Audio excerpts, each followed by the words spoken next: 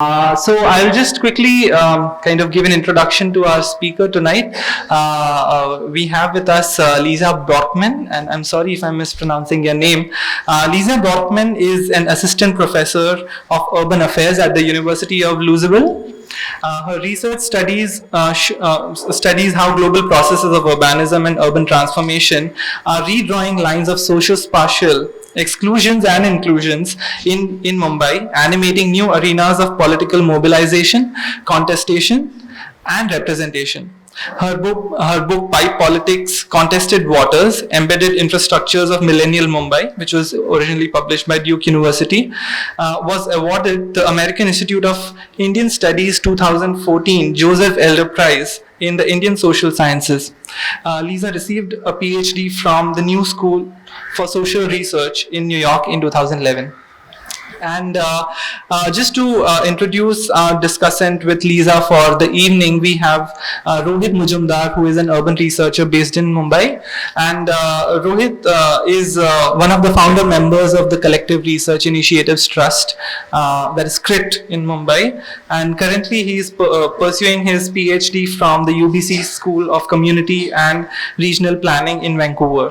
So Rohit will open the discussion after Lisa has presented her book, and I'll just read out a little note on the book to give a brief about what we are going to encounter in the presentation today, and this is what is the abstract of the book. So, in the Indian city of Mumbai, 2 dazzling decades of urban development and roaring economic growth have presided over the steady deterioration and sometimes spectacular breakdown of the city's water infrastructures.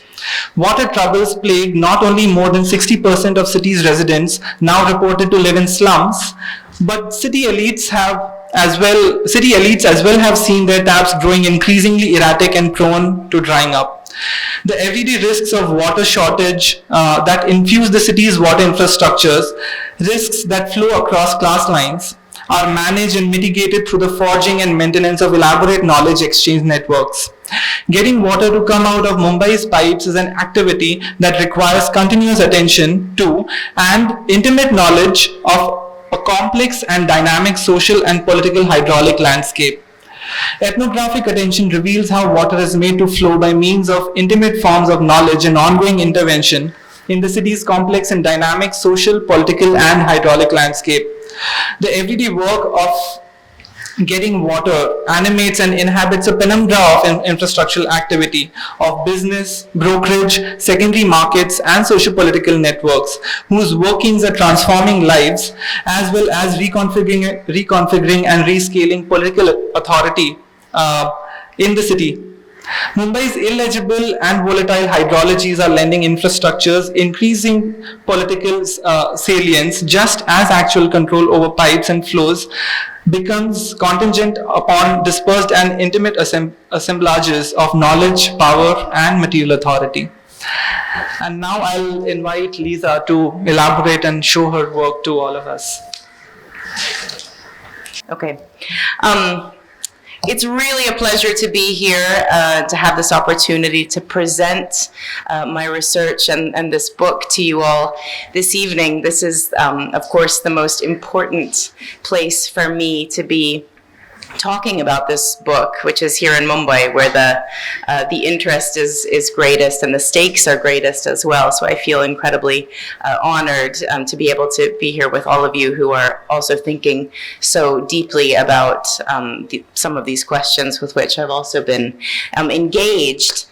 So what I want to do tonight, we were actually just talking a moment ago about, what it means to do ethnography in the city and the way in which ethnography can explore a question or open up ways of thinking about problematics that are not reducible to easy narratives or easy explanations. So the question of, why are the taps so volatile? What makes the water flow or not flow? It doesn't lend itself to a very easy or clear answer. Is this one better? No, this is better. This is a light, I see. Infrastructure. So this is why it took a book to write it. So then my task in the evening is, how does one take a book?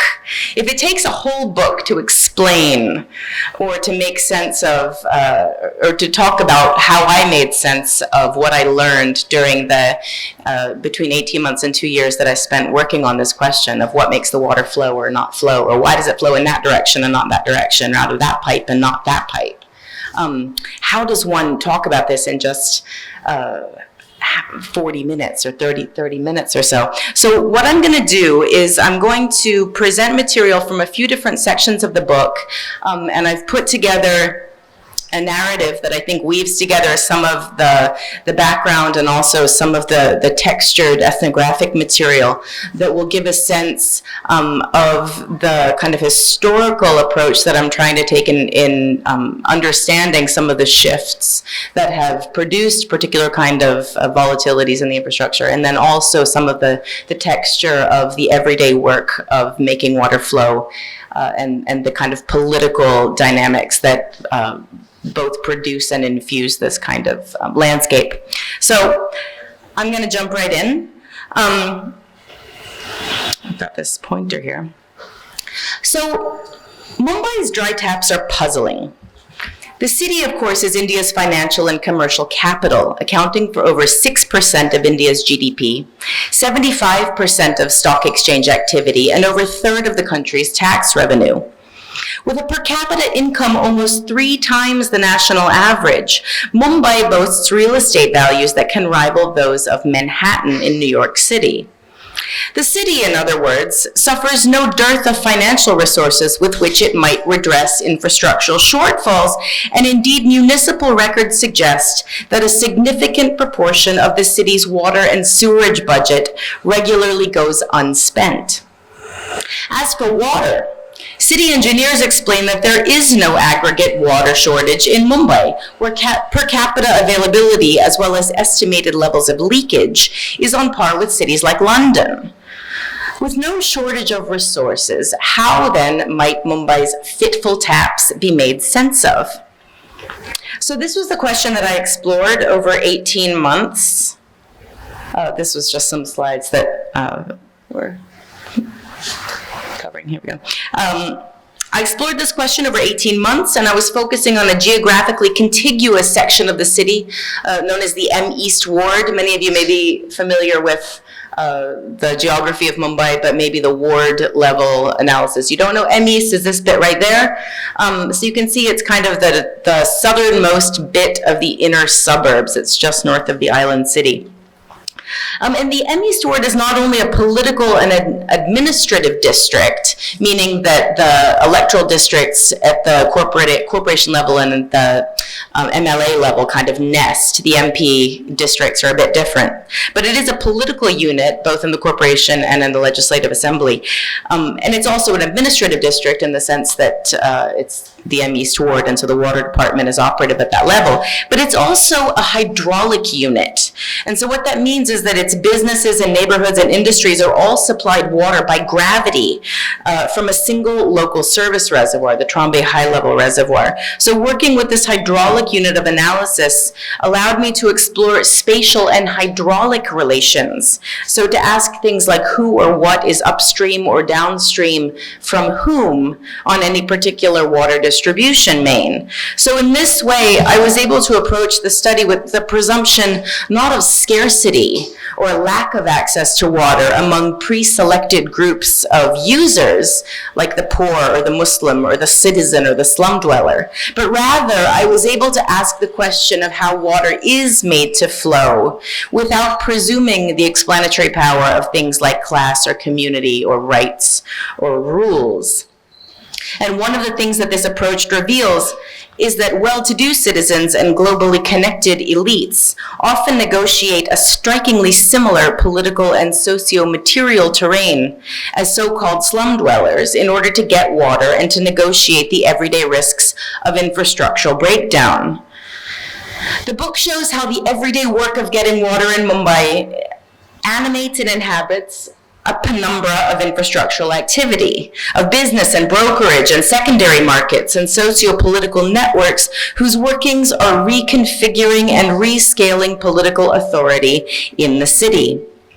Mumbai's illegible and volatile hydrologies, the book shows, are lending infrastructures increasing political salience, just as actual control over the pipes and flows is becoming contingent upon dispersed and very intimate forms of knowledge and power and material and hydraulic authority.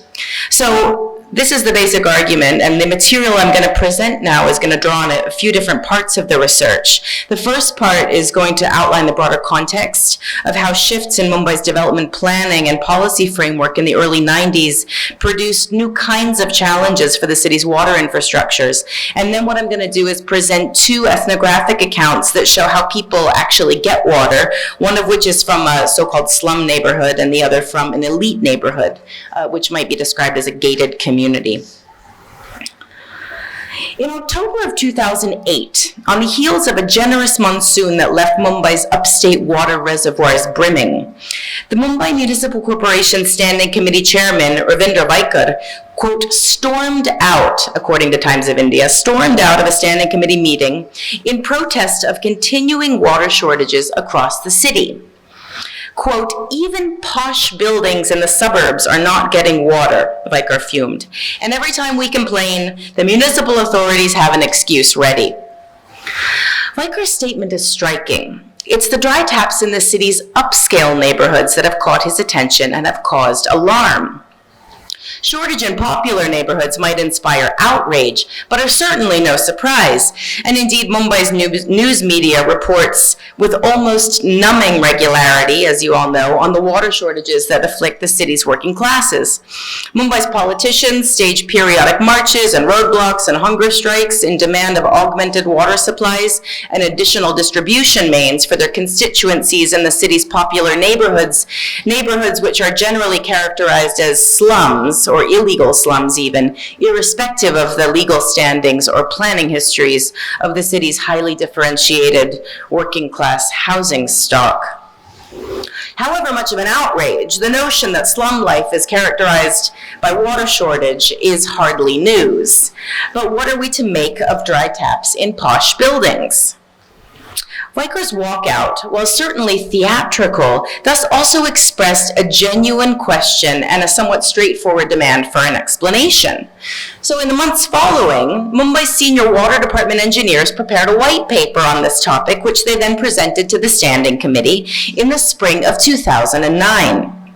The white paper shocked the standing committee by blaming not the slums, which as the locus of so much shortage serve also as something of a go-to explanation for the city's water problems. But instead of pointing to the slums, the water engineers pointed to the state and central governments, whose 2-decade-long effort to transform Mumbai into a, quote, world-class city were accused by the water department of creating chaos in the water distribution system. Quote, 2 decades of random building activity, the water department's report fumed, has thrown the entire water infrastructure in shambles.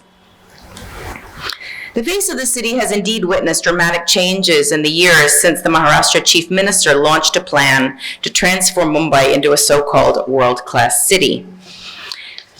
Animated by international policy discourses recommending all sorts of market solutions to all manner of political, social, and material conflicts, a coalition of city planners, politicians, landowners, and business elites came together in support of a new set of regulatory instruments, which were then institutionalized in the city's development control rules in the early 1990s.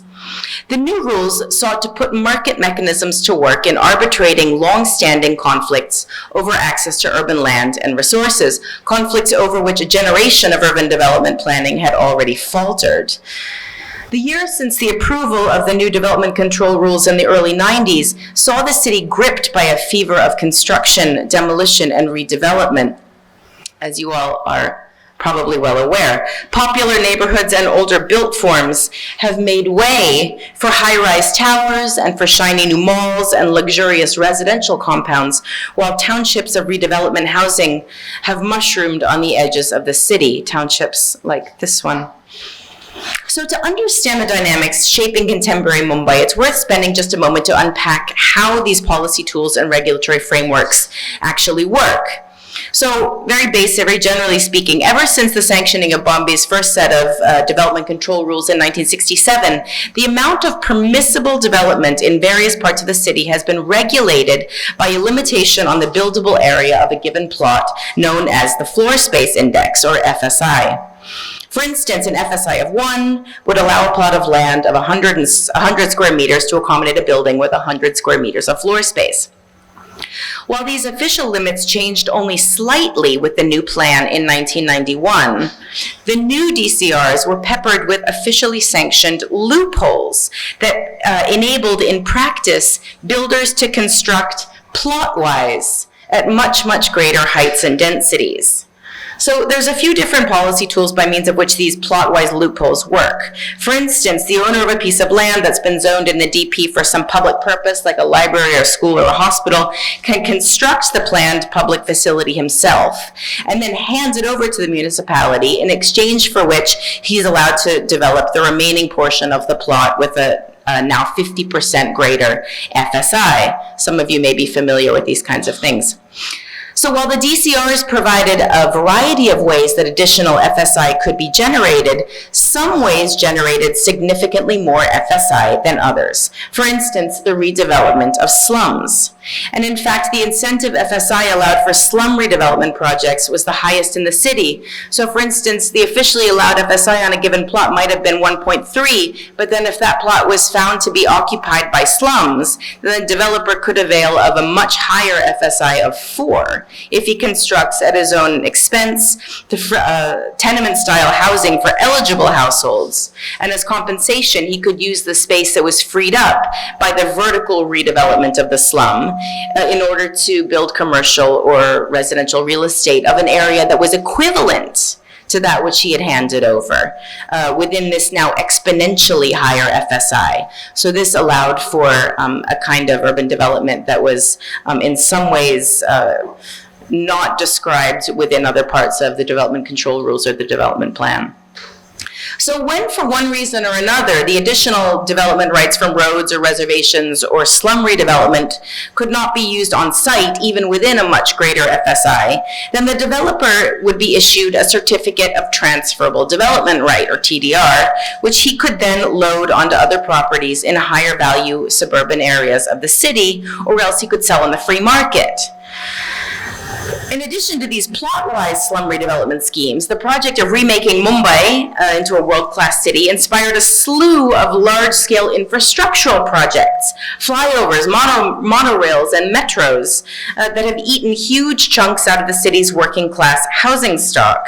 And families that are able to prove their eligibility often find themselves in far-flung reaches of the city, where large tracts of open land are available at minimal cost in infrastructurally disconnected marshlands or in toxic brownfield sites sometimes on the urban periphery, like this one. Whole townships of resettlement construction have thus mushroomed on the lowest value lands on the urban edges, areas that often have little or no water distribution capacity or other infrastructural capacity to support this sudden dramatic increase in demand. So this is an area that was zoned for industrial purpose that was then repurposed, so it wasn't fitted with infrastructures for residents. The approval of the 1991 DCRs, as we talked about before, has seen a lot of construction and redevelopment in the city. So basically what happened was that this mechanism of transferable development right effectively delinked the rules governing the built space of the city from the rules that were related to infrastructural planning, things like road widths and setback from roads for light and ventilation or parking or sewerage capacity or local water and water storage and distribution networks. So the city's world-class city-making efforts, what water engineers somewhat disdainfully describe as, quote, the slum and building industry, have produced a widening divide between what has become a constantly in flux, spatially articulated demand for water and the longer-sighted trajectories through which Mumbai's water supply planners have sought to meet the water needs of the city and its citizens. And the impacts that this delinking has had on the material infrastructures of everyday life have emerged in recent years as some of the most contentious issues in the political life of the city.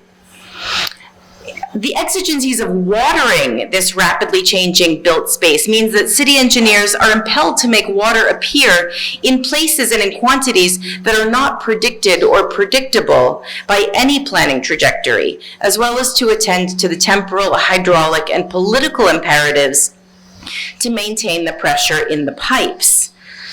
The result has been an improvised, often unreliable, and little understood configuration of water flow in the city. And in this context, actually getting water involves a continuous effort to direct and redirect flows across space and time through underground networks of pipes and valves about which very little is at this point comprehensively known, not only by the broader public, but by the water department engineers themselves. And the abandoning of the surveying and mapping wing of the water department in the 90s is a fascinating story that I write about in the book, but unfortunately won't have time to get into this evening, although we can talk about that during the discussion period if any of you is interested.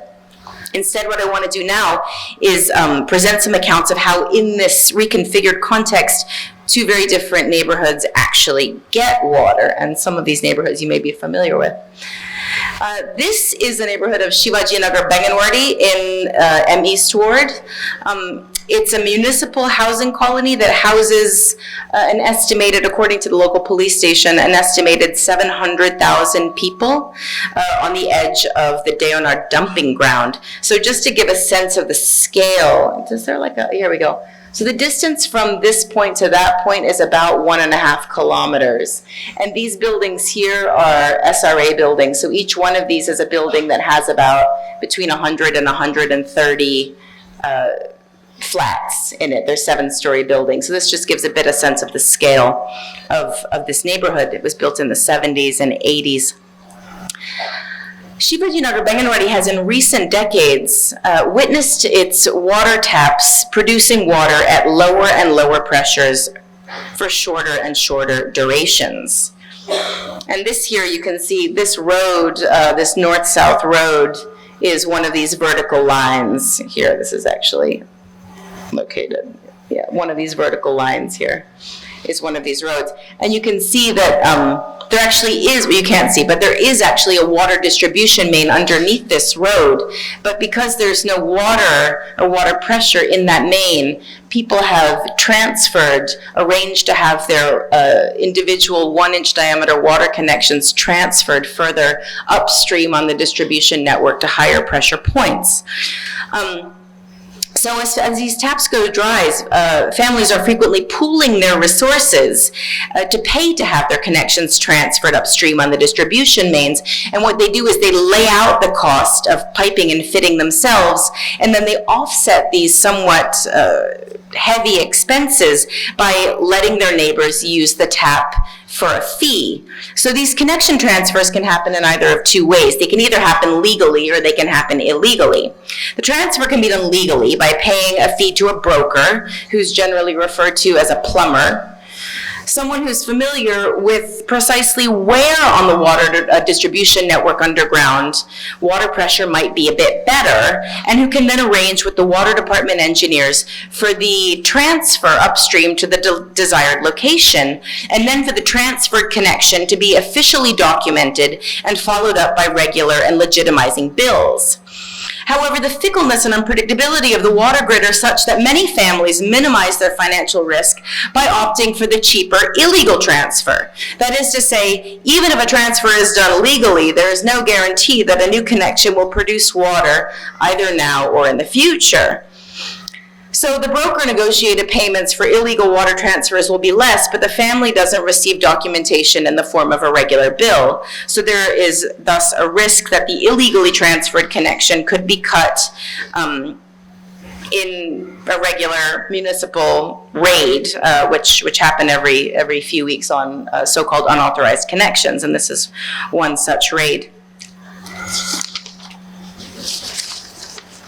The constant transferring of water connections, either legally or illegally, means that it's not unusual for a 1-inch diameter pipe to travel overland for a quarter kilometer or more, traversing traffic intersections and weaving through open drains before it finds a pressurized spot on the water distribution network.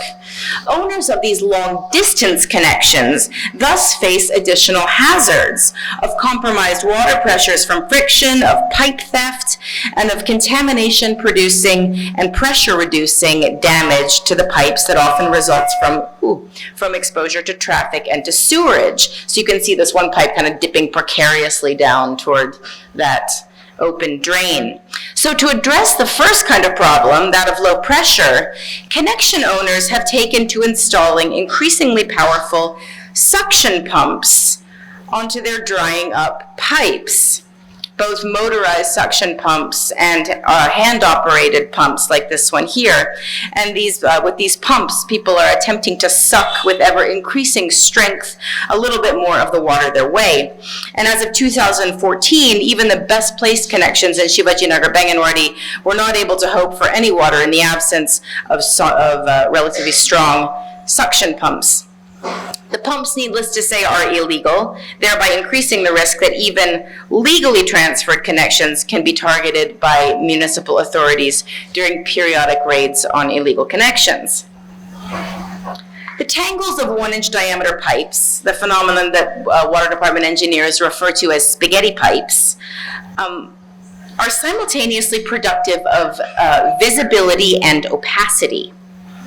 And these are dynamics that can either augment or can minimize various kinds of risk. On the one hand, the constant transferring upstream of the connections means that there is no longer any correlation between the position of a house and the location on the network of the below-ground grid of that house's municipal water connection. So, for instance, this is our map of Shivajinagar, Banganwadi again.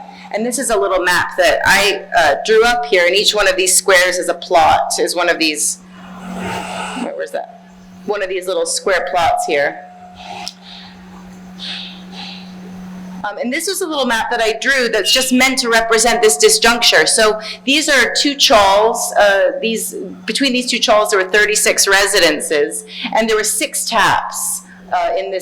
Between these two chawls, and the blotchy bits are the tap end, and the circular bits represent where those taps are connected to the below-ground distribution network. And so you can see, if I'm an engineer and I walk into this chawl, all I know is that there are 3 taps that produce water, 2 taps that don't produce any water, and 1 tap that sometimes produces water.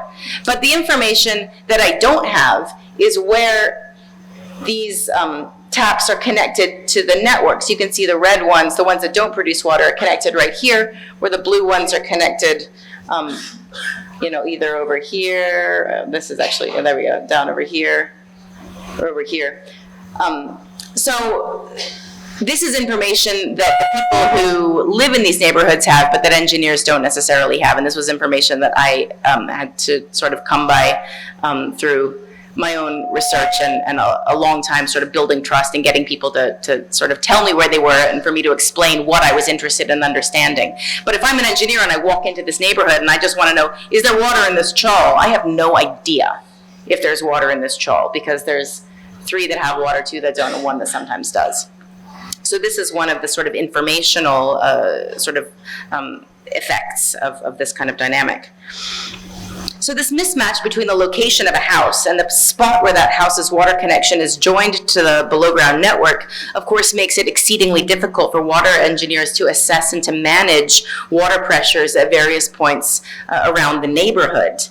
But at the same time, the spaghetti pipes make it incredibly difficult for municipal authorities to pinpoint exactly which pipe is connected to which house. providing a measure of protection to those whose individual connections might be undocumented. Individual households, however, generally know precisely which connection or which pipe is theirs. And they also can follow the path that pipe takes to the place where it's connected to the distribution main. So again, if you look at this image, if you take one of these pipes, you can kind of follow it, and then it kind of disappears. And then, you don't know which one of those actually is connected to this one that disappeared below there. But the person who owns that pipe, they know exactly which one that is because they were there when it was laid. So this is knowledge that is sort of very intimate kinds of knowledge. So what happens is when a tap stops producing water, then the connection owners will walk the length of their connection, checking to see if their pipes have been stolen, since of course steel piping has a very high resale value, as well as whether their connection has been stolen. That means whether their connection has been cut at the source and affixed to another pipe, and then the water diverted to some other now indecipherable endpoint, because they knew which one was theirs now, but that now they don't know where it's going if it's been reconnected and if it's been stolen. So this phenomenon of connection stealing, I'm told, is not uncommon, not only in Shivaji Nagar, Benganwadi, but in any Mumbai neighborhood where this spaghetti pipe phenomenon prevails. So in order to lessen the risk of theft, the owner of any new or transferred connection will generally make payments not only to the broker or to the plumber who has negotiated the details of the transfer with the water department engineers, but they'll also make payments to a local person who has negotiated the details of the transfer with the water. They'll make payments also to the local person whose residence or office is near enough to the connection point on the water distribution main that this person or his friends can then monitor the comings and goings in the city. So this is one such fellow there, and he spends most of his time sitting right here. And he lives in this house here, and he has a number of brothers who live in this plot right here, and he manages, he actually doesn't have his own water connections, but he sort of manages a lot of connections in that area, and he's affiliated with a local political party, which isn't the ruling party, but is well connected to, anyway, so you can see the sort of intersection of space and infrastructure and politics, which we'll come back to. So what I found in my research that these connection transfers are often managed by these self-described social workers themselves, people who maintain working relations with particular brokers and plumbers. So in exchange for a fee, these kinds of social workers will keep an eye on the new water connections and will then prevent any political rivals who might be seeking to contest the authority of a local broker from cutting and reselling the water connection in question. And it's this kind of intimate and place-based knowledge that helps to produce and also shore up local political authority in the neighborhood. So I can just show you this spot here that I've shown. This corner here is represented. This is a close-up of that same map I showed you. And this green arrow here represents the place that we're looking. And what this fellow does, you can see that he's quite close to a kind of lively point on the distribution network where he's quite close to people who are going to have their connections transferred upstream to this live point. But not only that, in front of his house, he's put a sort of concrete holding space. And under that concrete holding space, he's able, is that better? He's able to have, he rents out that space to people who live so far from a live main that they need 2 motors. So for instance, if you go back to this map here, you can see this person out here is quite far from a pressurized main. So he needs 1 motor at his home, and then he's got a second motor, which is closer to source. So this social worker rents out the space in front of his house for a second online pump, and he protects that pump. So there's this kind of infrastructural authority that is sort of infused or animated by this kind of dynamic. The authority of these local social workers, in other words, hinges upon his or her demonstration and performance of his ability to mobilize the resources and the apparatus of the state to aqueous ends. And this capacity places particularly effective brokers in particularly high demand by the city's various political parties, particularly at election times. And this is a key theme that I get into in the book and that I'll come back to in a bit. But before that, shifting gears a little bit, I want to turn to a very different kind of neighborhood.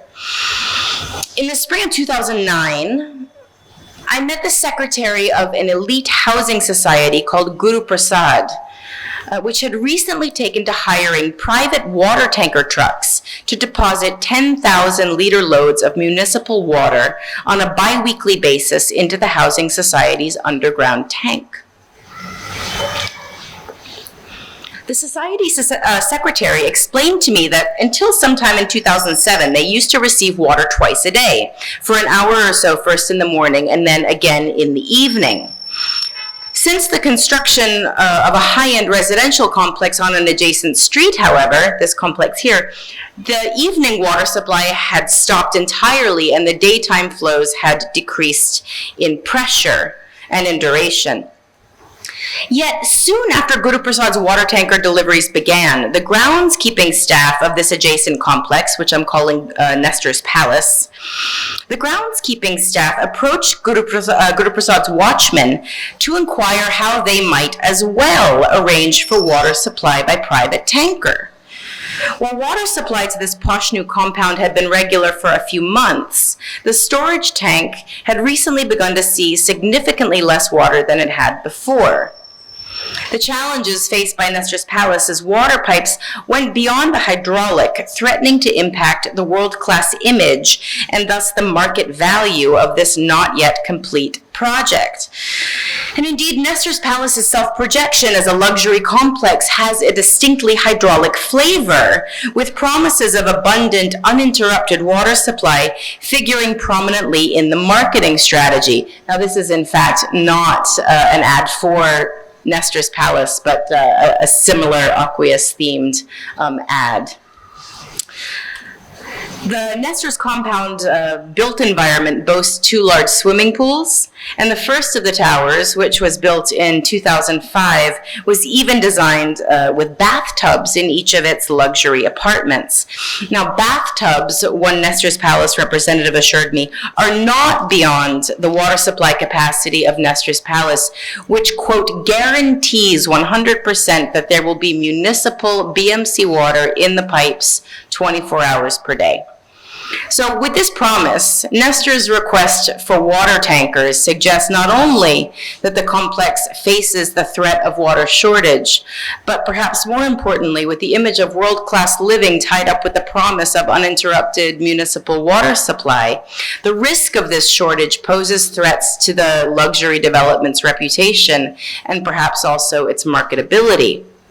But at the same time, the inquiries made by the watchmen, by Nestor's Palace's watchmen to Guru Prasad's groundskeeping staff, gestures toward the means by which these world-class hydro performances might be achieved. Just as in Shivaji Nagar, Banganwadi, the risks of water shortage are managed and mitigated by leveraging locally available knowledge networks and by forging knowledge exchange relations with local actors. So when Nestor's Palace's watchmen approached Guru Prasad's staff to inquire about getting a water tanker, he not only was seeking out information, but in seeking this information, he also offered an important piece of knowledge to Guru Prasad. That is, whatever was causing the shortage in Guru Prasad's taps was affecting other areas of the water distribution network as well. So then, armed with this snippet of information, the Guru Prasad Housing Society had subsequently avoided a very high-risk and very costly procedure, which is the procedure that had been recommended by the local water department staff, which was that they dig up and replace the section of pipe that was connecting their below-ground storage tank to the municipal water distribution main. So the water engineer had said, I don't know, there must be some problem in your connection. But what they learned is that it wasn't a problem with the connection, it was a problem that was affecting that particular distribution pipe. So instead, what they did was they continued to arrange by supply by tanker while they looked into other options, and then eventually they hired a broker, which the secretary referred to as a plumber, to arrange for an upstream water connection transfer to a different more highly pressurized water distribution main. And so this was information, again, that the plumbers and brokers had, but the local water department staff didn't have access to at that point. So this is a very similar kind of process that we're seeing. The same actors, the same dynamics, the same kinds of knowledge exchange networks. So while the society secretary insisted to me that this new connection, this new transferred connection was in fact authorized and was also metered, he also explained to me that the new connection was nonetheless vulnerable to being proclaimed unauthorized by the municipal water department, since according to the water department's calculations which, as I write about in the book, are based not on meter readings, but rather upon supply norms. According to these supply norms, the Guru Prasad was getting sufficient water. So even though it was metered, it was still vulnerable to being cut off by the water department. So they faced similar and this was something that had happened to a neighboring housing society just a few months back, so they were very keenly aware of this. Guru Prasad's not insignificant investment in additional water connection was therefore weighed against two kinds of unknowns. First, if and for how long the new connection might produce water, as well as whether or when the new connection may come under the scrutiny by the water department, who could then proclaim it illegal and disconnect it, which, as I just mentioned, had happened to the housing society next door just a few months prior. And as for Nestor's Palace, as of 2012, they no longer received water tankers, having arranged with the water department via plumber for a series of valve manipulations which had increased their water supply timings. Water department engineers, for their part, describe their position with both helplessness and with growing frustration.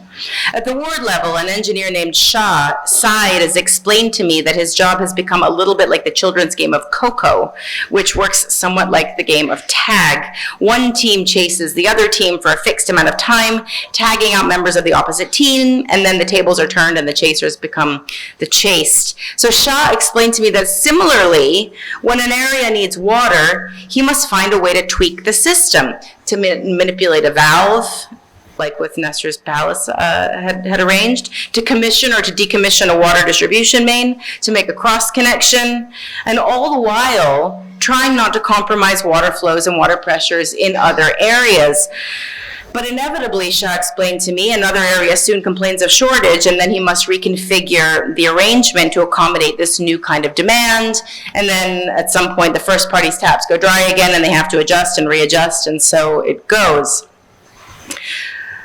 So water access in the contemporary city, as these accounts from Shivaji Nagar Banganwadi and from Guru Prasad and Nestor's Palace suggest, are fraught with these sorts of risks and vulnerabilities that do not map easily onto socioeconomic geography. Attention to the ways in which webs of materially embodied knowledge, power, and political authority are actually being deployed in the city reveals instead how the forces shaping access to water are related to the everyday practices and everyday kinds of work through which the uncertainties that infuse Mumbai's hydraulic landscapes are being managed. These uncertainties are mitigated and managed with social and relational knowledge networks, through which fragments of rumor and memory and perception and speculation are woven together to make judgments and to shape action. People place faith neither in the hard physicalities of steel and piping, nor in the moralistic legalities of right or entitlement. These sorts of things are neither stable nor enduring. They vanish without a trace overnight. So in this context, what people do is they attempt to keep pace with the changing city. They read the signs, they interpret the rumors, they assess when and how to act as well as when to wait. And these constellations of knowledge, interpretation, and judgment, as we've seen, hinge on the relational interactions that comprise everyday life in the city of Mumbai. To obtain and to secure water access requires not just knowledge of hydraulic configurations in any particular moment, but instead it requires reliance or access to social and political networks that will facilitate ongoing flows of information about a constantly changing, unpredictable, and highly volatile distribution network. Water access, in other words, is increasingly bound up with what is known about water and about water infrastructures, as well as how and by whom these things are known, and finally, on how this knowledge is put to work toward various kinds of material, hydraulic, or political ends. So in what time I have remaining, I just want to talk about a bit about what these political ends can sometimes look like in Mumbai. Back to our Chabiwala. In February of 2007, voters in the low-income neighborhood of Nehru Nagar, which is not far from Shivaji Nagar, Banganwadi, elected a man named Sable, who is their local water department valve operator and their neighborhood social worker, to represent them in the municipal corporation. That is, they elected him as their corporator. In doing so, voters in Nehru Nagar threw out the incumbent elected city councillor who had been in the seat for 22 years and who was an established and incumbent major political party leader. Sable, who is an uneducated working class laborer, swept the election with a quite comfortable margin, campaigning in his neighborhood on a promise to bring public resources to bear on the neighborhood's deeply deficient infrastructures. Sable told the reporters who flooded his one-room home in Nehru Nagar in the wake of his election that while resigning from his secure, if low-paid, public sector job had been a difficult and very risky decision, he was nonetheless ready for a career change. Over the following 5 years, this valve operator's tenure as an elected councillor witnessed dramatic changes in Nehru Nagar. The inauguration of a new health dispensary was part of an effort to turn the tide on the neighborhood's long-standing battle against tuberculosis. The neighborhood saw the dredging of the neighborhood's gutters and the laying of a new below-ground water pipe and the approval of a slew of new metered water connections that were then attached to the pipe. So this story in which authority, which is based on intimate infrastructural knowledge, wins elections and then facilitates public investment, is not unique in Mumbai. At the time of research, which was between 2008 and 2011, mostly 2008 and 2010, the political careers of nearly half of Mumbai's 13 elected councillors, that is 6 out of 13, were directly connected to water. So one city councillor from Shivaji Nagar, Banganwadi is said to have been elected because her husband was the area's premier water vendor. He consistently produced reliable and impressive quantities of water, which convinced area residents of his credibility in involvement in networks of power and of material and hydraulic infrastructural authority. Another councillor was best known for arranging water connection transfers himself. A third got his start as an actual local plumber, somebody who actually did the fittings, so not the arranging, but the fittings. A fourth was the driver of a senior politician's nephew, was somewhat vaguely described to me as having gotten his start in water. So these kinds of plumbers and vendors and brokers and laborers, as one resident of Shivaji Nagar, Banganwadi described to me, politics here is only about water. The extraordinary political salience of water in the M East Ward, this is quite extraordinary. I don't think we could say that half of the city's councillors in Mumbai can say that their start came to water. So the extraordinary salience of water in M East stems from the way that Mumbai's slum and building industry, as the water department calls it, plays out in this particular area of the city. This M East Ward's peripheral and somewhat unpalatable proximity to the garbage dump, to the slaughterhouse, to numerous polluting industries has resulted in a dense concentration of low-income residential settlements in this area. And in the reconfigured policy context of recent decades that I've been describing, these neighborhoods tend to be treated for policy purposes as slums, again, irrespective of the legal standing of these sorts of neighborhoods. And at the same time, the ward's vast tracts of formerly industrial land are situated at the southernmost edge of the inner suburbs, so they attract property developers for whom slum redevelopment housing is an extremely profitable way of generating flexible development rights, which can then be used in other higher value areas of the city. And one of the parts of the rules is that these the TDRs generated from slum rehabilitation housing can only be used north of the point at which they were generated. So you can see that M East Ward is very, very far south in the suburbs. So it's not only a very cheap and low value empty land where a lot of slum rehabilitation housing can be developed, it's cheap, and it creates a kind of development right which is incredibly flexible in terms of where it can be used. So all of which is to say that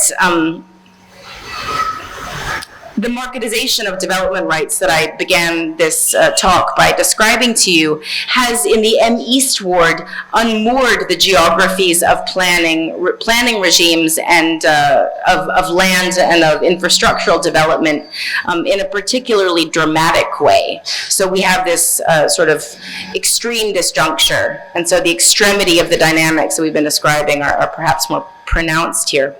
While attempts to transform Mumbai into a so-called world-class city have thus resulted in what city engineers describe as hydraulic chaos, the increasing opacity and volatility of the pipes, as we've also seen in M East Ward, is rescaling and reconfiguring infrastructural expertise. With actual control over these flows of water thus rescaled and increasingly brokered by neighborhood-level social workers and plumbers and mediators of all sorts, the city's ever more volatile hydrologies are giving water and its infrastructures this sort of increasing political salience. And this ends up rendering those who can wield infrastructural authority a certain kind of political power. And the material, legal, and financial and infrastructural futures toward which the actions of these new political actors are directed can sometimes diverge somewhat dramatically from the elite-driven world-class urban fantasies. So Sable's neighborhood, as we've seen, is not being brought under a builder-driven slum redevelopment scheme that would stack residents in crumbling buildings while earning a developer lucrative development rights, but rather the neighborhood has seen the revitalization of its infrastructures and also of public life. So with the socio-material processes through which the actually existing city is being made, animated and empowering these new sorts of configurations and scales of practical efficacy and of infrastructural expertise, it is these new constellations of political actors for whom knowledge is power, or rather, water. So on that note, I would like to just thank you all for your time and attention, and I'll look forward to your questions and comments in our discussion after your comments. Thank you. Where does the knowledge action paradigm fit within these studies, and what does the knowledge action paradigm contribute beyond what these studies have already contributed? Could you elaborate on that? These are the two. Should I respond to these now, or should we open up and, okay. Thank you for those fantastic comments and questions, which allow me to talk a bit more about some things that I didn't get a chance to speak about. And I, in some ways, I'll take both of these questions together. The first question that you raised has to do with what I think you used the word neoliberalization. Is this what happens with neoliberalization? The sort of unmapping of, yeah. So what I found in my research is so the first part of the book, what it does is it looks at sort of two different kinds of policy shifts, and I don't use the word neoliberalism or neoliberalization in my book, in part because it's not a term that I encountered in my ethnography. It's not an emic term. There were two terms that did come out, and which people, theorists of neoliberalism and neoliberalization, also talk about. But the terms that I encountered, one is privatization, or increasing use of the private sector, or what is the role of the private sector. And the second one has to do with the idea of the market, or the market mechanism. And so where I encountered these, the first, and I talk about this in the first chapter, is the trajectory of the idea of privatization. And I put it in scare quotes because it's such a general term that can mean so many different things. And in fact, that was one of the comments you made, was something my book tried really hard to attend to, or that I tried to attend to in my book, is the work that words do and that discourses do. And so I was quite interested in what the idea of privatization did in Mumbai. So the water distribution, or the water distribution system in Bombay started public and ended public at the beginning of the 1990s and today. Now, this is not to say that there was not a very, very intensive moment of debate around whether and how to involve, or increasingly involve, private sector actors in various aspects of water distribution and governance in the 90s, in particular in the latter part of the 90s and in the first decade of the new millennium. So there was never a talk in Mumbai about sort of wholesale divestiture of the water infrastructure. There was some discussion about maybe enlisting private sector actors in doing certain things like valve operations, or in meter reading, or there was a moment where they talked about maybe having a tertiary distribution, that is from service reservoir to pipe, be managed by a third party. But what I became very interested in, these are all details, so those of you who are interested in this unmapping story can dig into, and I'll get back to the broader question once I sort of wade through the details. As you all might be getting a sense, I answer big questions by telling little stories, because I find that that's actually often the best way to answer big questions, is with little stories, because the devil is in the details.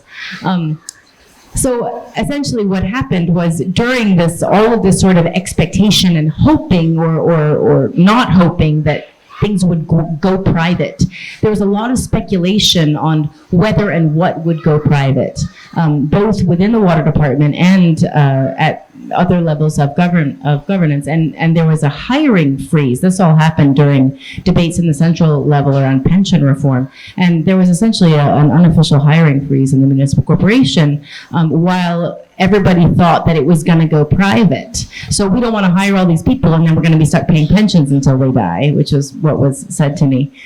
So this hiring freeze went on for over a decade, maybe 15 years, and as people retired,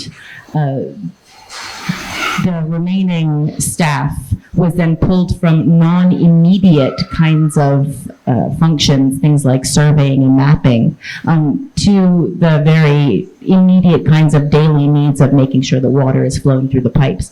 So in this way, there was never an intentional moment of let's stop mapping.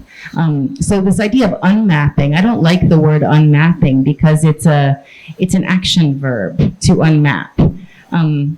I would prefer a sort of, allow to be unmapped, or allowing mapping to come undone. But because this unmapping implies a kind of intentionality, even though that's not necessarily the way that Ananya Roy uses that word, I think that the word kind of falsely attributes intentionality to a process that in some ways wasn't intentional, but was this sort of unintentional effect of a sort of the way in which the idea or speculation on the possibility of privatization had, and that was just the sort of the decline or the hiring freeze was one of a number of different ways in which the privatization idea affected the informational infrastructure. So the first chapter of the book is about the informational infrastructures and the way that they were in some ways a casualty of waiting for privatization or these kinds of things. And then the second way in which I encounter this idea of neoliberalization, or again, I don't use that word, but is this idea of the market. And so what we saw, and these are issues I delve into in chapters 2 and 3, is the way in which particular ideas about what the market can do were put to work or were enlisted in development planning in Mumbai. And as I mentioned just very briefly, as it was explained to me when I was doing the research, there were particular kinds of challenges that the 1967 plan had encountered around things like land acquisition for public purposes and these kinds of things. There was a lot of planning that was unable to happen because of both, lack of political will, but also just inability to, get land and these sorts of things. So there was this sort of moment where 1991 happened and liberalization happened, and the market was kind of this magic bullet idea. Well, let's just let the market clear. If we can just institutionalize a market mechanism, like that's what markets do. Everybody can agree to get along. They just set a price and then that kind of works. So there was this way in which there was a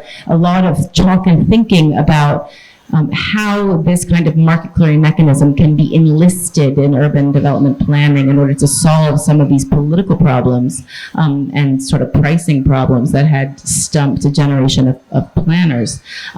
But what I find was not an unmapping in a sort of systematic way that worked as a kind of technology of governance or rule on behalf of a particular strategy. So this idea of there being a sort of strategy that is deployed, unmapping as a strategy implies a kind of intentionality, which I didn't find in my research. So my research did not discover a strategy of unmapping.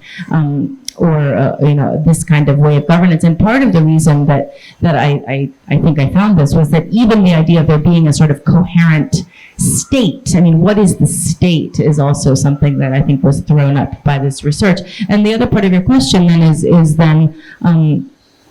what do we do with this sort of power knowledge? What was the word you used? Dialectic or regime. And I think that, in fact, that was the research question that I proceeded through the second half of the book with. So given that these technologies or ideas about markets and private and public sector actors had a set of infrastructural outcomes that were entirely unpredicted in some ways. This wasn't anybody's plan for things to go like this. How has this then enabled, so what is the new knowledge, what is the relationship between knowledge and power? If power isn't in a centralized state that has all the knowledge, it's not like a Whitfogelian kind of hydraulic state which then can be resisted by people wielding subaltern other kinds of knowledges in opposition. So it's not this kind of knowledge versus that kind of knowledge that's being kind of put to work against a coherent centralized state authority, which is maybe doing the work of capital if you're in that tradition, or is doing the work of consolidation or state building, whatever it is. What I did find is that knowledge and power co-articulate in all kinds of competing ways and sometimes come together in a way that can't be reduced to a sort of power and resistance sort of framework.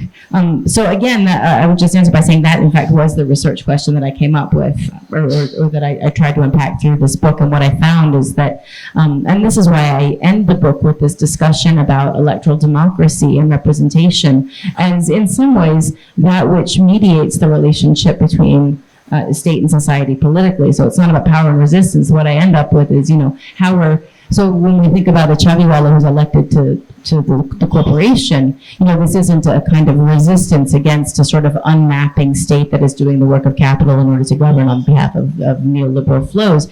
This is, in fact, somebody who knows how to write something into G budget and then, can sort of bring that knowledge to bear, and who also knows what the rules are. So, to put a new sewer system into Nehru Nagar is not some kind of, subversion or subaltern kinds of, or it's not illegal, it's not vote banking, it's not, encroachment. This is just somebody who knows how to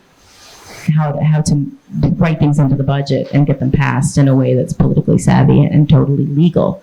So it's this kind of very unglamorous, it's not a very sexy thing to say, well, it's just, this is kind of how electoral democracy works at the city level, is, people are fighting over how to put various kinds of knowledge to work in the ways that they think it best ought to be put to work. But that's sort of, in some ways, that's what I came up with. And then just really quickly on this question of Ananya Roy's work on unmapping. And again, I also think that her account, I don't like the word even for her account. I don't think that what she describes in her book is unmapping in that kind of intentional way. And Sally Benjamin's work on sort of informalization. The thing I really love about his work is the attention he gives to history and the sort of layered ways in which, and you asked this question about how are new kinds of technologies or forms of infrastructure maybe encountering already or otherly empowered power knowledge regimes at different, and how do they then contest? And I have all sorts of things that I wanted to say about smart cities and big data, but maybe we can take some. You all have heard enough of my voice for now. We can put that on the back burner unless somebody wants to talk about smart cities.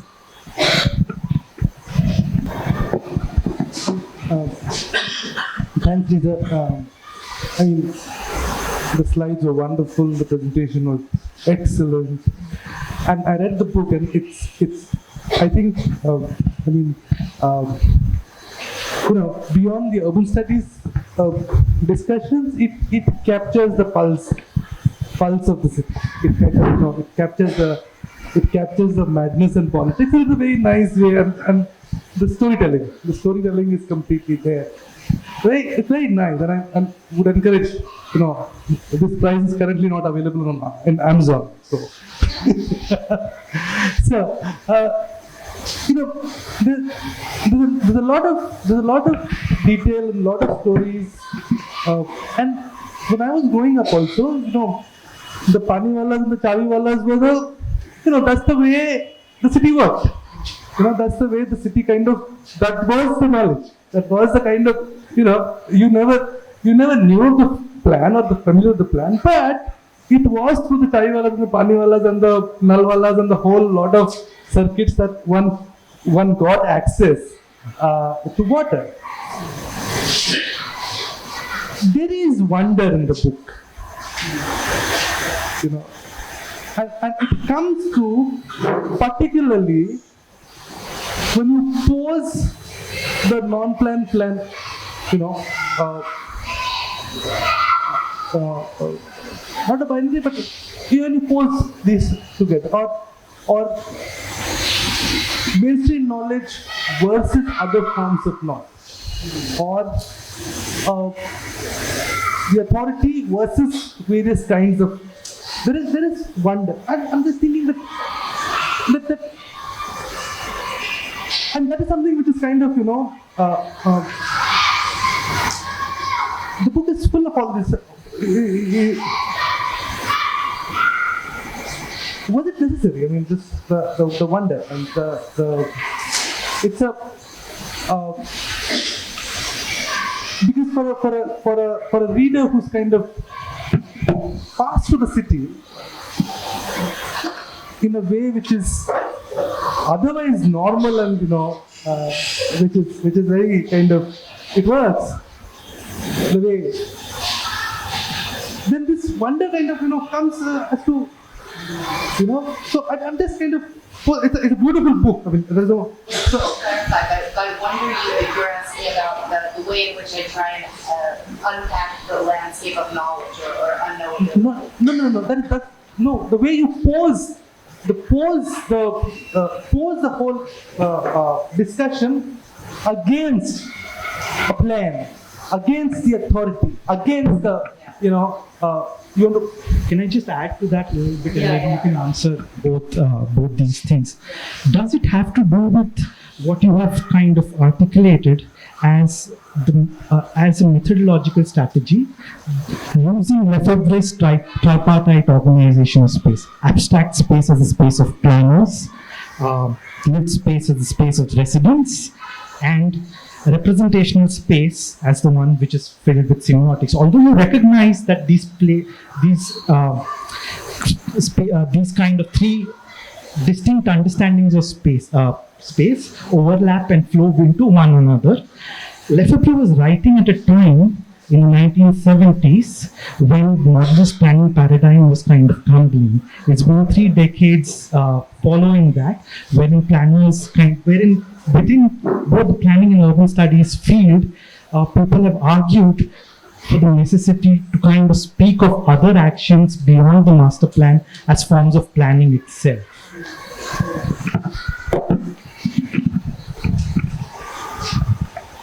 So if I understand the question correctly, I mean you're trying to understand whether it was necessary for me to set up this other regime of knowledge as against the regime of formal planning. And I think that it wasn't that it was necessary to do that. But that's what I found in my ethnography. So I don't describe. I don't start. So the categories through which the questions of urban infrastructures and their shortcomings are often described, or the sort of set of explanations that are often given are, well, there was the plan and then the plan was not implemented. Or there was corruption of the plan, or there was political interference, or that, we've got a way in which even the agenda of infrastructural planning has been captured by, elites or something, so that the poor are excluded unintentionally. So there are these kinds of explanations, these sort of go-to explanations, and often these sort of social science explanations, we find them, it's hard to say what the direction is, but they're produced and reproduced in popular discourse as well. So these are the same explanations. You open the paper and it's why this NDTV expose? Why isn't your tap producing water? It's because of the water mafia. As if we even know what that means. And or it's because of that high-end gated community. The world-class city is stealing all the water from the slums, or the slums are stealing all the water from the legal neighborhoods. I mean, there's all of these categories, these social scientific discourses and popular narratives often are quite similar, but I also think that there are also political discourses. So, who gets to accuse what or say what is formal or informal or legal or illegal? These are empowered discourses in particular kinds of ways. And one of the things I became very interested in my work, so what I found ethnographically, empirically, and this is why I did that little bit at the beginning of my talk, talking a little bit about my methodology. And so rather than say, okay, I'm interested in why water doesn't come. So what I'm going to do is I'm going to take a sample of 5,000 households. I'm going to take 500 Muslim households and 500 Dalit households, and 5 at the top of a hill and 5 at the bottom of a hill and 5 in a legal neighborhood and 5 in an illegal neighborhood. Like, what if we just take all these categories, legal, illegal, rich, poor, up, down, upstream, downstream, whatever, and we just take them out of the ethnography. We can ask, what do these words do? Who gets to say what is legal? I mean, that's actually, who gets to call what a slum? I mean, that's in fact politics in its own right. But, rather than take these as methodological points of departure, let's see what is the relationship between poor people and rich people getting water. Let's just see what makes, and so what I tried to show in this presentation tonight is that if we actually take a different methodological strategy, which is to act not what is the relationship between water and all these categories that we think we already know what they mean, but rather what makes the water flow. And let's start with a hydraulic unit of analysis. And then, if anybody's interested, I can talk. One of the questions I often get asked by students is about methodology. So what does it mean? So ethnography, the sort of famous thing of ethnography is participant observation. Now, how do you participate and observe something that you can neither participate in nor can you observe, right? It's in a pipe underground, buried under the concrete. So how does one study this ethnographically became a methodological challenge. So if you're not going to say, okay, I'm going to look at rich and poor and this and that and the other thing, what do you look at? And that became, its own kind of question. But the reason I get into this whole other realm was because I decided to treat those sociological and sort of popularly and political categories of analysis as discursive problematics that then were enlisted, and then they reappear in my ethnography. So it's not that I'm not interested in planned or master planned or world class, against which I'm reading the actually existing city. I'm asking, what word does the idea of a world class master planned city do in Mumbai politics today? So I just kind of, I was looking at those things, but through the same, not as a this against that, but at how can we look at the way that words and knowledge and power and all sorts of resources become water, get kind of enlisted in this single field of practice in the city. Yeah, these are. Thanks so much. The students have read it. I think they're just a little intimidated right now with the discussion. But I think what is really interesting is the very rich ethnographic kind of methodologies that you have used, and in fact, a lot of their own work which they have been engaging. This is only first and second year now that we have undergraduate students.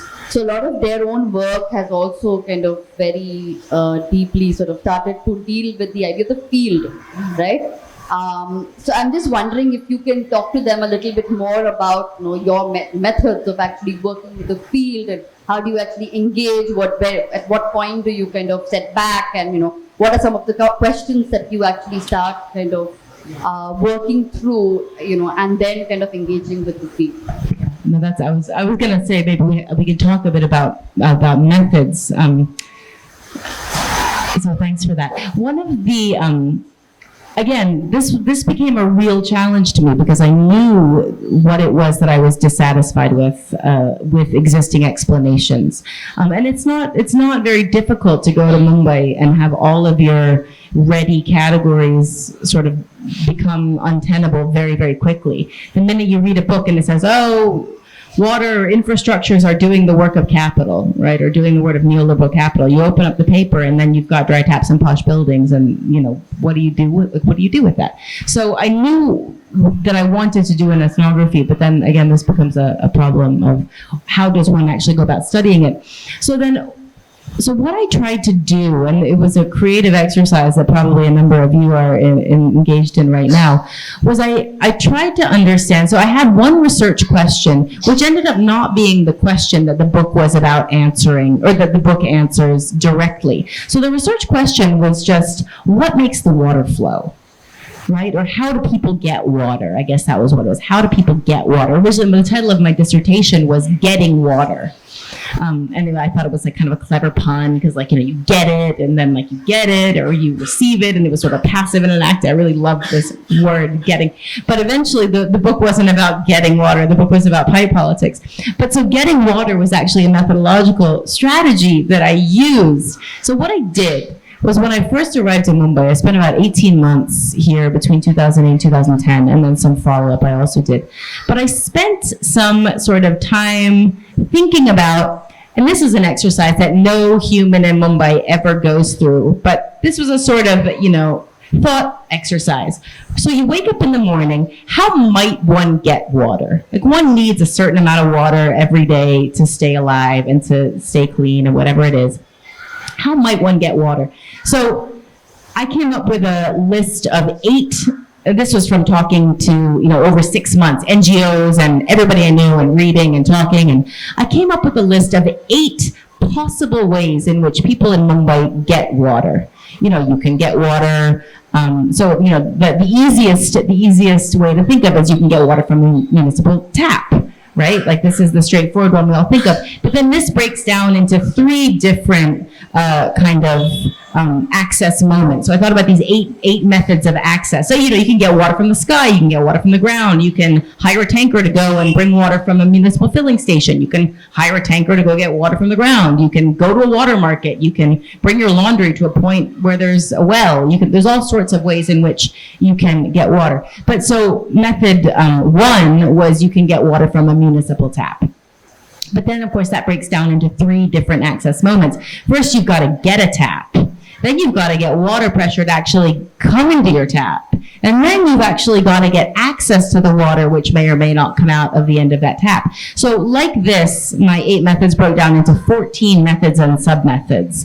So then for each one of these methods or sub-methods, I selected a physical location into which I inserted myself for about between a month and 2 months. So for instance, for 1B, which was how do you get water pressure into municipal pipe, I spent 6 weeks in the Jeep with the chaviwellas. So there's three shifts. There's the morning shift, the afternoon shift, and the night shift, and I just arranged to spend 2 weeks on each one of those shifts. And so this is the way I tried to understand what makes pressure. How does pressure get produced, and without sort of asking any particular questions, I was just sort of interested in figuring out what kinds of actors do we encounter if we look at this particular point. And then, of course, all of these, a lot of the sites then folded in on one another. So one of the other sites was, I spent a month in municipal water tankers. And then the neighborhoods to which those water tankers would go, where a water tanker goes becomes an indication of where there's some sort of water need, some sort of stopgap supply. So those were then some areas that I would follow up on. But this kind of back and forth between thinking about what kind of knowledge I need in order to answer my question and then how to actually get the knowledge, and then, to revise and revise. But the reason I tell you this story is because without that structure, so, I decided, okay, I've got 18 months. By the time I came up with my, 14 methods and sub-methods, I had 14 months to go, and, the clock is ticking and funding is running out, and, you've got to have something to structure your time or your research. And some days you go into the field and nothing happens. You spend 12 hours in a tanker and all you get is really hot. And you don't think you learn anything, but you got to go home and write up all your field notes anyway. And it was having that structure which allowed me to produce field notes every day, even if I was writing about nothing that seemed useful. And it enabled me to keep going, because you never know when you're going to learn something when you're doing ethnography. So you can't just say, okay, I'm going to go here and talk to that person because I think I know what they want to tell me. You've got to go places where you don't know what it is you have to learn. So you've got to figure out what the question is and then where you want to put yourself in order to kind of bump into information that may help you understand that question without knowing directly what it is that you're looking for. So this is the tricky thing with site selection and ethnography. But I would just really encourage, even though sometimes the time pressures it seems much more efficient to just go and ask the people who know the answers to the questions that we want for answers to those questions. But sometimes, you ask what makes a water flow or not flow. Oh, it's the mafia. Oh, it's this and so that. There's having a structure to the research forced me to go, to sit 6 weeks in the chaviwellas jeeps. And nothing happened on most of the, you open a valve, you close a valve, you open a valve, you close a valve. Where does the water go? It goes downhill. You have no, it's hard to get up in the morning. You're like, I did it yesterday, I'll do it tomorrow. Can't I just have a nap? No, you have to go every day because it's in your schedule. And then one day you show up and there's 300 women standing on the valve. Something happens, and then you've got something that you have to think with. Why today, not yesterday? So, those of you who read the different parts of the book, were there any particular things you found puzzling or unconvincing, or that you wanted to know more about, or that you had doubts? So, did you go to the Devnar hill part? The hill where there are a lot of slum on top of the hill. So over there, there's no water, so they have to go to the tap, collect water every day. So did you do that part, or did you do the ones beside BRC, like the lower parts, not on top of the hill? So the way that I selected the sites, again, all of my sites were in the M East Ward, and I concentrated not only on particular, you asked about slum neighborhoods, right? Yeah, so on top of the hill. Yeah, so like the ones in Panjarapur up toward, Panjarapur, that. So that area is actually mostly supplied by the Trombay low-level reservoir. So I selected my neighborhoods among those that are only supplied by the Trombay high-level reservoir, which are all in M East as well. But I do know a bit about that area because it's the same water department, of course. And I did select hilltop areas that were or sort of higher and lower elevation was something that I encountered. So I'm presuming that your question, the sort of other part of your question is, how does elevation matter, right? I mean, I'm presuming that's why you're interested. And it matters for a number of reasons. Well, water flows down the hill, and obviously it's a pressurized system, but gravity does matter. One of the biggest challenges that the M East Water Department had was with the MUTP project, the Mumbai Urban Transport Project. There was was already water stressed and was anticipating no additional demand. And they gave the NOC, and the NOC letter said, we can give plenty of water. There's no shortage of water in Mumbai. We're happy to do this. We can do it by 2007. And then the person, from MRD wrote back and said, well, we've already started moving people in. How about you give them just, give them 25 liters per person for drinking, and we'll dig bore wells for the rest of the water. And then, of course, you dig bore wells in a reclaimed area, you hit the swamp. So they couldn't, that way it was too brackish, soap wouldn't lather. And so they decided, then they went back to and they said, well, how about just 40 liters per person per day? But they even didn't have 40 liters per person per day in that area. So then you get into this game of cocoa, right, where you're like tweaking and finagling. So then when actual water supply, they did this. So the MRD did lay the distribution mains from Trombay High Level Reservoir to Lalubhai and to Vashinaka in these areas, but the provisioning of water to the Trombay High Level Service Reservoir, so if you give water from the reservoir, that's fine, but then lowering the reservoir itself then will decrease pressures in pipes that are fed later in the day, because the level of the reservoir determines the pressure in the distribution network. So then areas that are supplied, after that time. So, it becomes, so when water finally did arrive in 2007 on schedule, the water department was accurate and good in predicting and carrying through its plans. But by that point, there had been so much of this kind of tweaking and finagling and cross connection and this and that, it ended up not quite doing what the water supply planners and M East Ward had hoped it would do.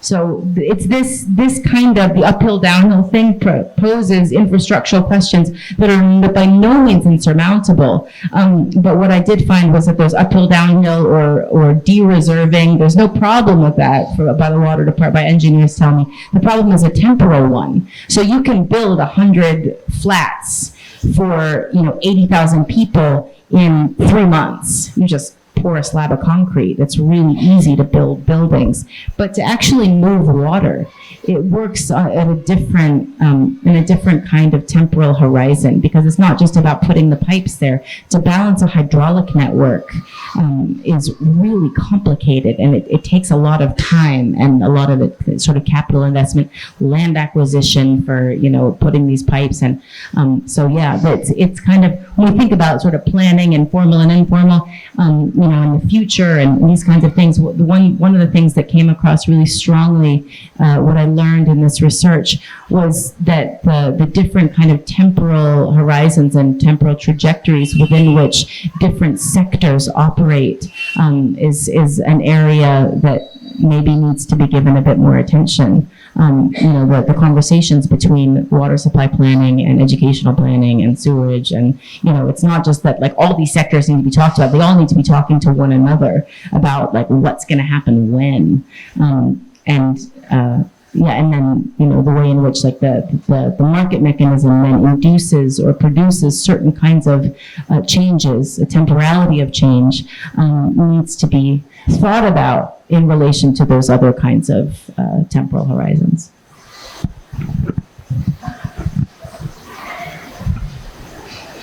Any more questions? So as Rupali already told you that we were reading the book, and some part of the book that we read, and as you were answering, Prasad, you told that it's very critical to know what is legal, to get above what is legal, illegal, plan, and to ask that what exactly a slum is, and not treat them as encroachment. So after till now, even I was treating them as encroachment. But when you realize that slum is a area which are identified because they have inadequate facilities, and when you realize that the authorities as well are treating them as encroachment, the slums are identified so that they get the facilities that they are not getting. But what are your thoughts on when the governing authorities are as well treating them the same, and are they are just saying that okay, this is a very complicated place and it's very difficult to provide them water, and just getting away with it rather than providing with the facilities that they are not getting. So what are your thoughts on that, on discovering?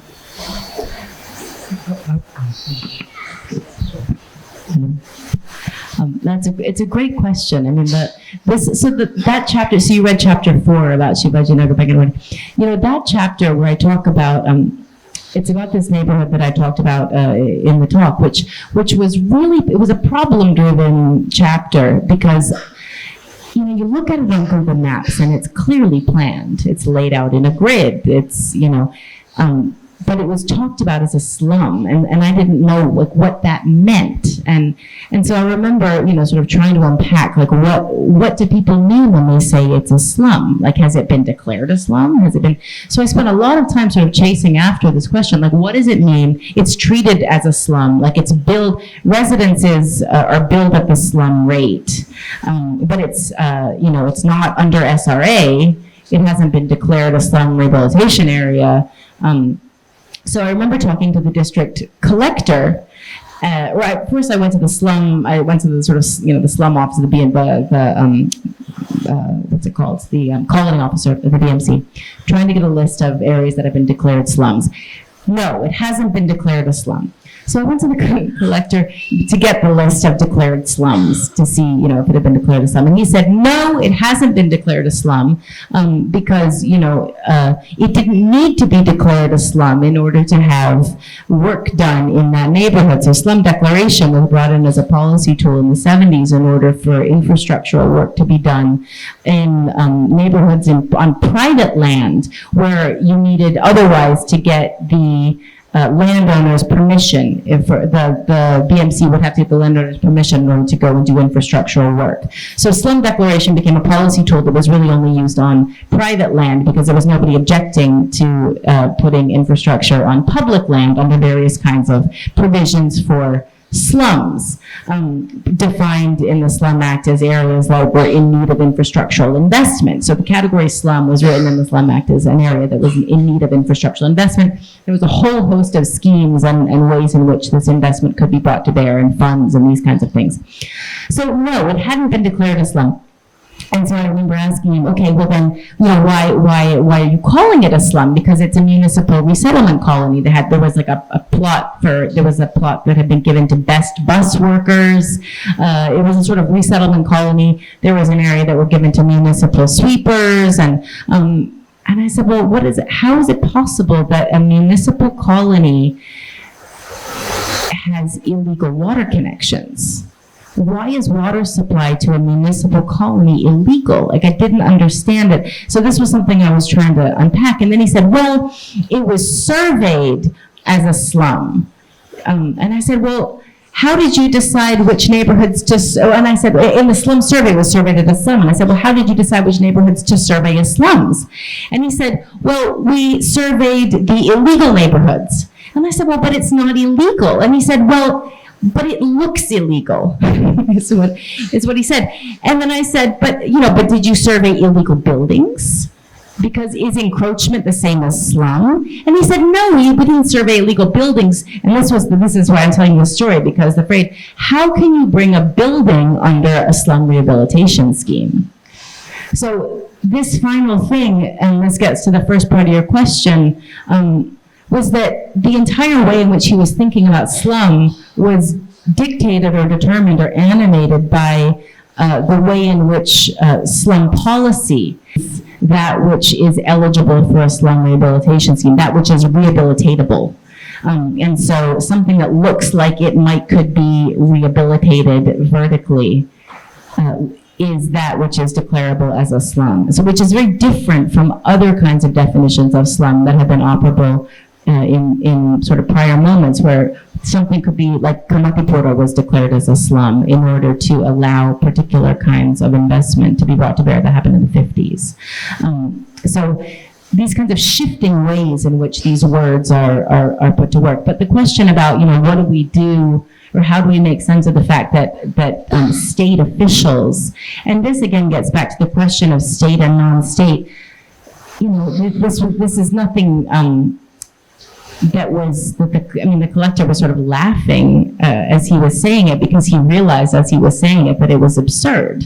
That, we surveyed it as a slum because it was a slum. It was a sort of tautology of argumentation that he sort of caught himself in, and he kind of was like, well, because it looks like something that might be brought under SRA is what he was saying. So that's how we surveyed it.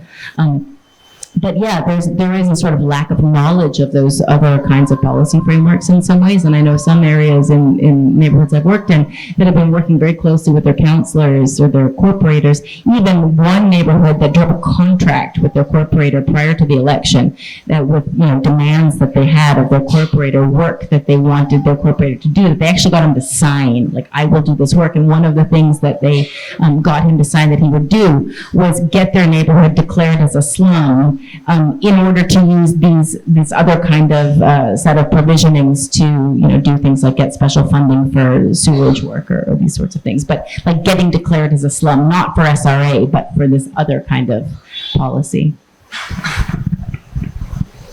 Hi, I have not read your book, but I was just wondering, since starting we are just talking about slums and how the water is getting to the slums and things like that.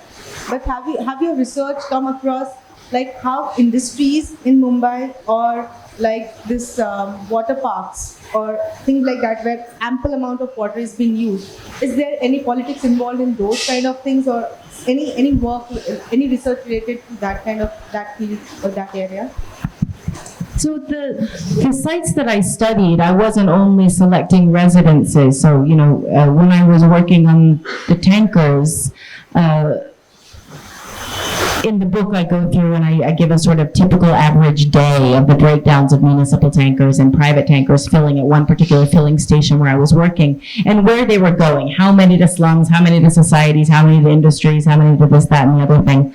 And yes, there are certain industries that get municipal water supply by tanker. And there's also a lot of industries that use other kinds of water, like borewell water. A lot of the construction industry in this city uses groundwater.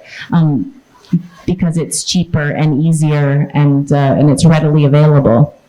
So a lot of the private tankers you see running around they're filling up in wells, they're filling up in bore wells and service wells, and they're providing also there's a number of those tankers that are on contract for the BMC for things like road cleaning and road gardens, and all of those gardens are being watered with groundwater. So those things I encountered in my research as I found them, of course, but the one thing I didn't find was, there was a lot of, I remember, I'll just tell you a story.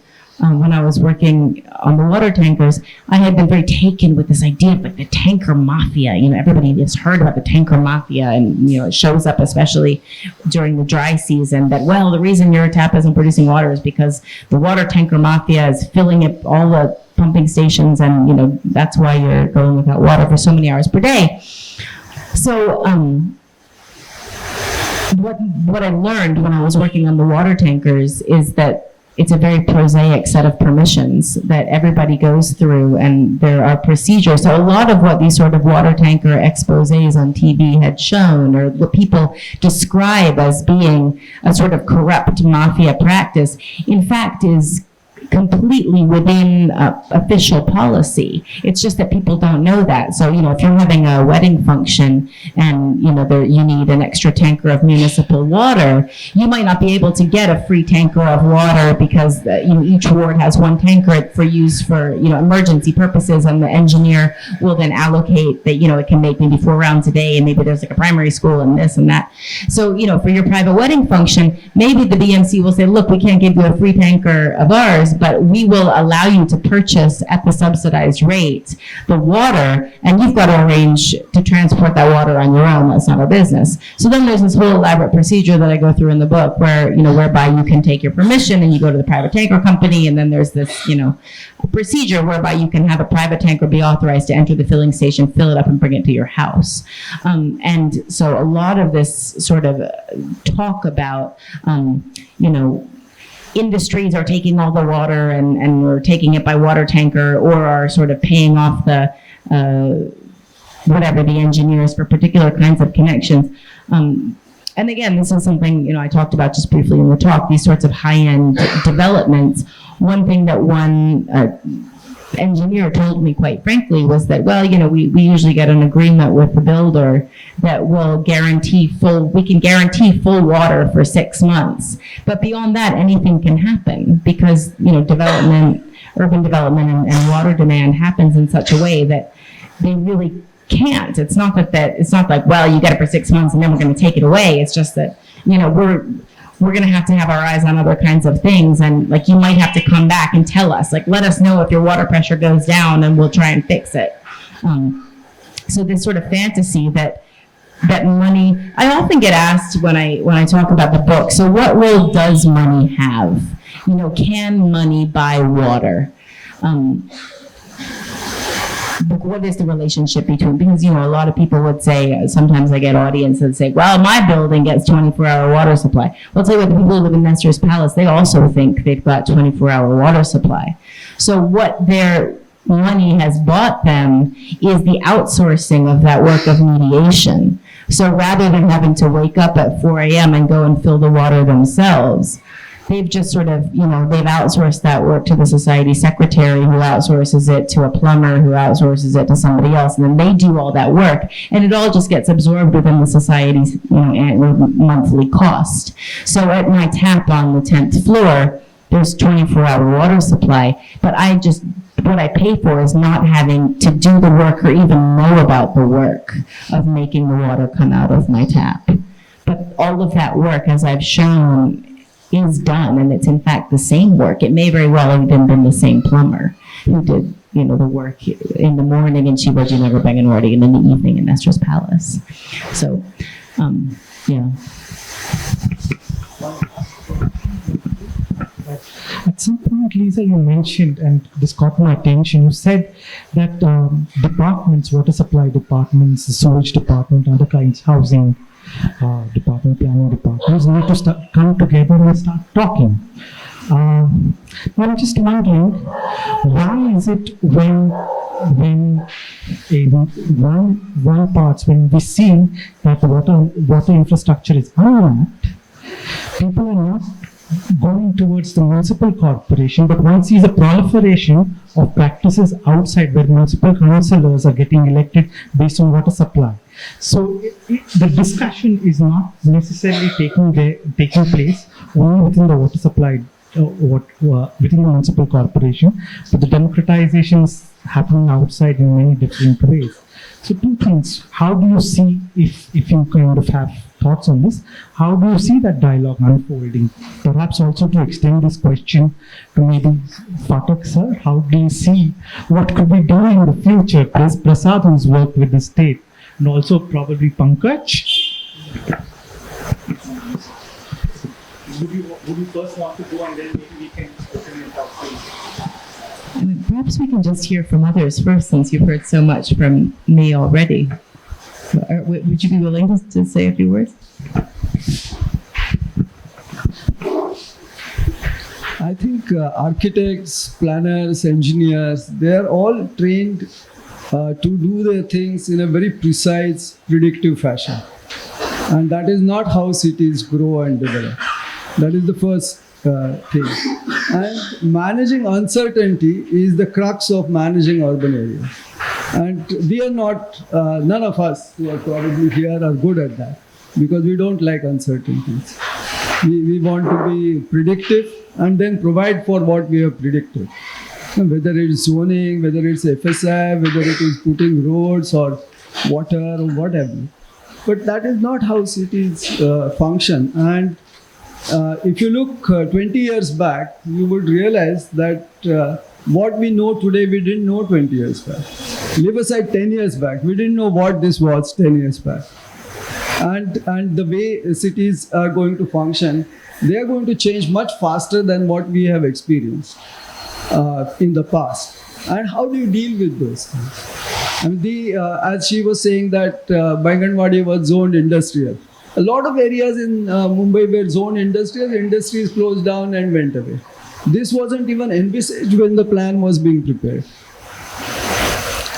So how do you adjust those things? And once you have adjusted to those, how do you adjust your infrastructures? Because it's very common amongst engineers also. They don't know what the future population of the city is going to be and how it's going to be allocated in various parts of the city.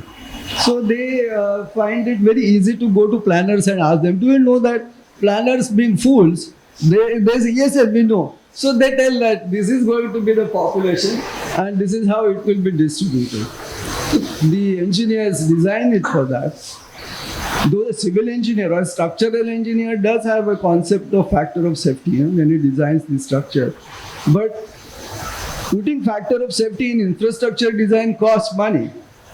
Then it becomes difficult, how do I put this thing? Then he exactly designs for 135 liters per capita per day and people start consuming over 200, 250 liters a day. And then the whole thing goes. So I think a lot of things, then you mentioned that they have to come together and talk. There is a new concept of multi-centric governance. We always thought that no, the governance has to be very structured. So there is one commissioner, one mayor, and all the departments are understood and they talk to each other and they do very coordinated job. But that is not how it happens. It happens in an iterative, recursive fashion. And how to manage those things, I don't think we know as yet. So it's easier then that the engineers blame planners, planners blame politicians, politicians blame all others. So this game sort of continues in that way. The question itself is clear. No. I mean, Ms. Pathak is kind of, has always maintained planning is the act of muddling through. Yes. I completely agree with what Ms. Pathak said. But I would still say that resettlement colonies like the one at Lalubai Park, Lalubai Compound, or Inunal Nagar, or Vasinaka, they are just not that. I mean, they were done by the state. They were done by the modern state, which believed in all kinds of planning, and it was kind of it's cruel to build that, and it is just 10 years old now. It's kind of so it's a. I mean, Banganwadi, Shivaji Nagar, it's also kind of it's outskirts, but then there's a way in which it is able to grow and sustain and kind of the state was active in a very different way at Banganwadi Shivaji Nagar when it was kind of put in place. Here the state doesn't seem to be active at all. The state, whatever the state is amorphous, state is kind of fragmented and all of those things. But here the state is acting in a very unusual manner, which is kind of completely, what happens? Absolutely nothing. So that is something which I would still want to ground it not leave the state scot-free because of the ambiguity of roles. So it's just that much.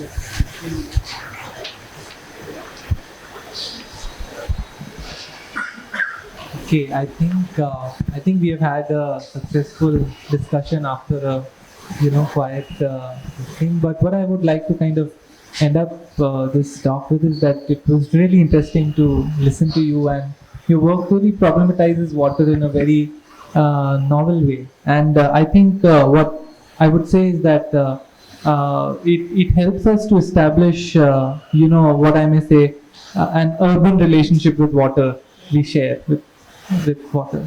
So and in that kind of sense, it helps us think of all the other infrastructures that we kind of consume and that is shaping our lives in the city. So it's very helpful to kind of listen to this very new way of looking at the politics of water.